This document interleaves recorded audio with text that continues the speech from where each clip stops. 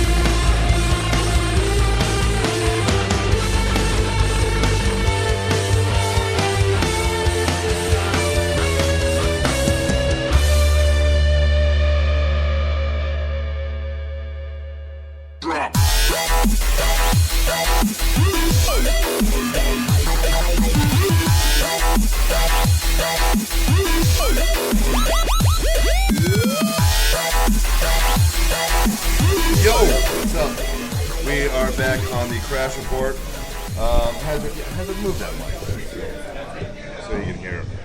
Anyways, I have comedian and author Steve Guy here. What's up, Steve? How's it going? So, how long is this book? How long ago did you publish this?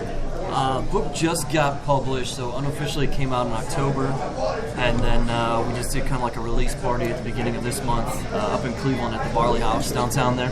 Turn that mic towards me. So how is the overall reception of the book doing well? Yeah, I mean it's brand new, it's out there, a new author obviously, so This is your first book This ever? is the first book, man, right here. Is it going to be? I haven't read the book. Is it going to be a? It's going to be trilogy or anything, or? Yeah, that's the plan right now. That's the plan. So this book kind of alludes to, basically this is this dude who just has been fed up with being a wingman. You know, like everybody at some point is a wingman. Oh, there goes the mic.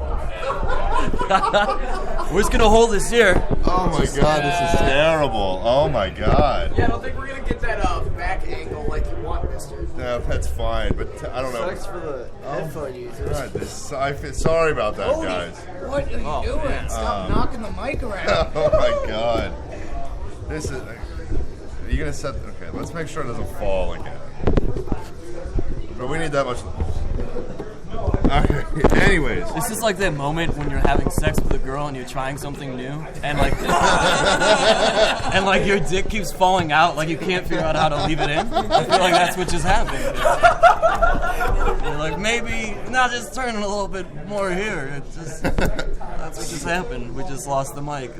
So, anyways, Down this it is went. like the first part of a trilogy. Yeah. So this is just kind of setting up the second book, which this is I guess is almost like the middle of the trilogy, but I started with it. So this is the dude finally gets fed up and he's just like, fuck this, I'm tired of being a wingman forever, and he just freaks out over everything. And so then the second book, which is alluded to in this, is just basically a diary of every single time he was ever a wingman. So, is the second book going to be essentially the first part of the trilogy then? Yeah. How would Been you working compare this to backwards. Tucker Max? It's different. I've been reading a little bit. It is definitely different. Yeah, because Tucker Max is all about, bang this chick and that. Here's the thing, there's Tucker Max, there's a couple other people out there too, and all their books are about, like, oh, I banged all these chicks, man, and it was amazing. Listen, no dude wants to, like, not end up with a girl in the end. And this is that guy who's like, I don't know. Like, I always say, like, if this book was 100% real, it would be called The Friend Zone. So that's why it's fictional. This is almost like me taking my life but making it better, like giving myself the happy ending, So it's different because it shows the frustration of, like, sure, you get to bang chicks. When you're a wingman, you have to understand sometimes they're not all going to be hot. No, they're not. Take one for the team. Yeah, not gonna lie, man. When I read the title, I'm like, dude, story of my life. Yeah, right? Yeah. It's it relates to a lot of people. A lot of women love the book too, which has been great for me. Yeah. That not like an aspect that I'm banging them all, but an aspect that they find it funny, and that's great because that was the goal with this. Like, I want some of that guys and girls. To act as a mask too. Yeah. So you also host a TV show. Oh man, it's a failed TV show. All right. It's also on the internet, right? It's on the internet. It's called Up Late with Steve Guy. Are you still doing this? I am currently not doing it because it costs money, which is something I don't have, as most comics and first-time authors will note. We're getting there. I know. Are you trying to bring it back at some point? At some point, yeah. That's the goal, is to bring that back. That's kind of why. Actually, that's kind of how the book happened. This is a book I had like in my back pocket working on it like the last couple of years. And then last winter, we filmed a bunch of episodes for Up Late with Steve Guy. They were on the internet. We had some great guests. It was awesome. And the amount of money it was going to cost for us to do it like real television production style, we just couldn't afford to do. So then I sat down in January and it's like, well, what the hell can I do that I'm still like in control of 100%? I don't have to depend on people besides me. I was like, hey man, you had this book you started like 2 years ago, dumbass. And But you finish it. In the Yeah. wrong field. I literally sat down over like 3 months and knocked out. I felt really stupid because it took me 3 months to write half the book. and 2 years to write the first half. So, like, if you just sat down for like 6 months, you would have had this all done. And so that's always how things happen like that. Oh yeah. I mean, for me, like writing song lyrics and everything, you can spend an hour and a half, like just like writing one line, and then realize it's fucking complete shit. Yeah. And scribble it out, and then 3 months later, you come back to it, and you're like, oh, hey, I did this in a half hour. What the fuck, you know? Yeah. What the hell, man? The fun thing, though, is that, like, you know, you do something like this, or you try the TV show, and what I love is the people in my life who are like, oh, but you've done so much with your life, more than anybody else could say. I'm like, yeah, but it hasn't fucking gotten anywhere, you know? This isn't a success until it's a success, you know? Like, in a lot of people's minds, I've made it. I'm like, no. Yeah. Gotta do something here. I first, the only time I've ever seen you perform was at the Funny Stop. Yeah. In the Cuyahoga Falls with Chad Zumach, Joe Howard, and Jim Florentine. Yeah. And you were the host of the show. I was hosting that night. What's the difference between like hosting and then, you know, versus like headlining or just even being a support act? It's It's the amount of time that you do, really. Now at the Funny Stop, like I don't usually host. At this point in doing comedy, I typically am like that middle guy, and I'll be up there for like 35 minutes or whatever. But Chad's a good friend of mine. Guys like Mike Polk I'm friends with, and you know, when those guys come down there, like a few months before that, it was Chad and Mike were both on the show, and we all kind of live really within 3 blocks of each other up north. So it's like, yeah, well, I'll host, you know, because it's gonna be fun. You know, it's gonna be a great time. And like when I was down with those guys, the one night. Which pissed off the owner pretty bad, but we bailed on they didn't sign autographs, take pictures with anybody, say hi at the end of the show. We bailed and we came here to watch a band. Was that that was Rebel Inc. Yeah. Okay. Florentine really wanted to see them, so we're like, all right, let's do it. They were awesome. They were, yeah. I got to I interviewed the singer before they went on stage. Oh man, they were great. Very great band. They were so much like Rage Against the Machine. Yeah, they were. Hazard, you weren't here for that, were you? No. I think I was doing stuff. Oh yeah, screw my book, man. You want to talk about somebody who's gonna make it? Just go listen to those guys. Yeah. But yeah, I guess I seen Chad Zumach and Jim Florentine obviously walking with a bunch of people. I guess you were in that crowd too then. Yeah, oh yeah. But, I was the chauffeur of that evening, as it were, which happens a lot when I'm with the guys chauffeur like Chad or the Mike. DD? Chauffeur. You know, it's one of those things. It's not bad. It's easy. Like, it's a long ride for us to go from Cleveland or Lakewood all the way down to here. I mean, it's not terrible, but it's nice when you can ride with those guys and help. And you know it's going to be a great show. Right. That's why I don't mind doing that. But, you know, I've been on shows where obviously I do longer sets, and that's what I'd like to be doing. But, I don't know. When you have your buddies, you kind of do whatever. You play the wingman role. That's what I do. And then, you know, all the chicks come up to you afterwards and like, would he take a picture with me? I'm like, yeah. Let me set that up for you. Let's set something up, and then afterwards you can give me your phone number, and then we can hook something up. You know? Which is great. Like this, the book, I have found after writing the book how much it really applies to my life. But like, I have a lot of friends from comedy and trying to do like my late night talk show that I've met. I've made good friends with people.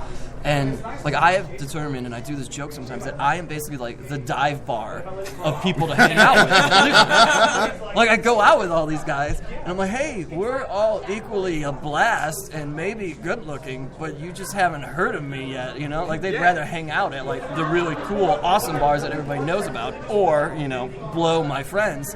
But like, hey, maybe my penis is just as awesome.